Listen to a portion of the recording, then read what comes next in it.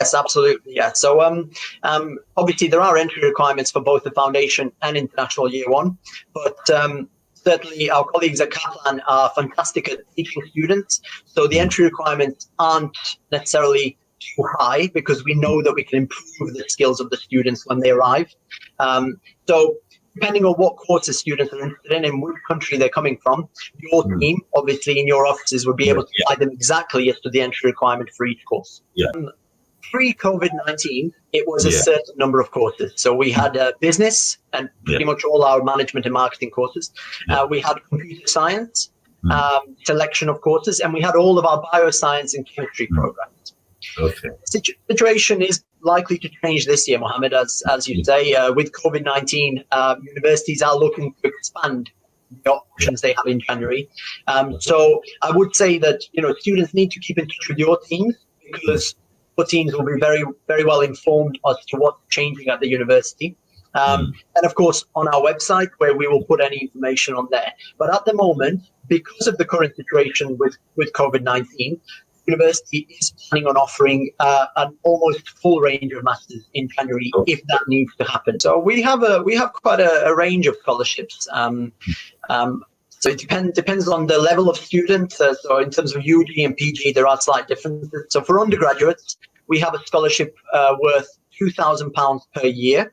Okay. Or we have a scholarship worth £3,000 per year.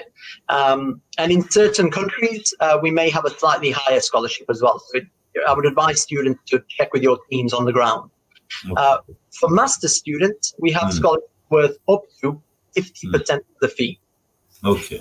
So up to half of the fee of the master's course. Now, one thing that's really important is that students take the time to write a good application for the scholarship. And again, your teams will have the experience of guiding students and giving them tips and advice, but it's really important that students sit down, take an hour or two and write an application. Our application is based on 3 mini essays.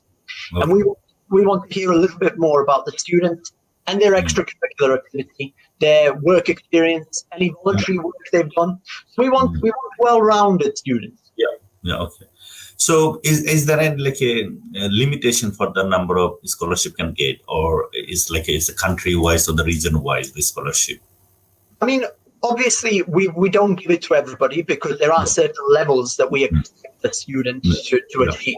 But we don't have restrictions in terms of purely numbers. If we get 200 excellent students, then we might give away 200 scholarships. If we don't get that many, then we might give away less. So the important thing is that students write a good application form and really show off why they deserve a scholarship.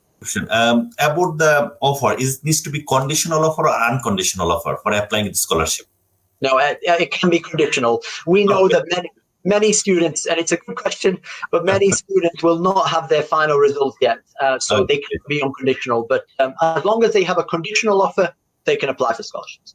Yeah, that's certainly going to be a challenge this summer for students. I'm aware that IELTS centres, for example, are closed at the moment in many countries and so on. We are again in the process of looking at how we can be flexible. One of the things we have already decided that we can accept is the TOEFL online, the TOEFL home test. We are looking at other options as well. Or whether that's some of the IELTS online testing or internal tests, but we haven't yet confirmed any of those. But what I would say is keep an eye on our website. Or for students, speak to your team because your team will be informed immediately as one of our partners as to what we accept. So it may be that we develop an internal test at the moment that's being worked on and considered. As it stands, it's the TOEFL online that we already accept, and we'll see about what other ones we may accept. Yeah, sure. I think it would be great to actually check the website. I think the website is being updated regular basis. Absolutely. As well as any update we'll receive from Nottingham Trent, accepting alternative tests like Duolingo or IELTS indicators. You students actually can contact our team. Our team will be able to actually answer your questions. Okay, fantastic.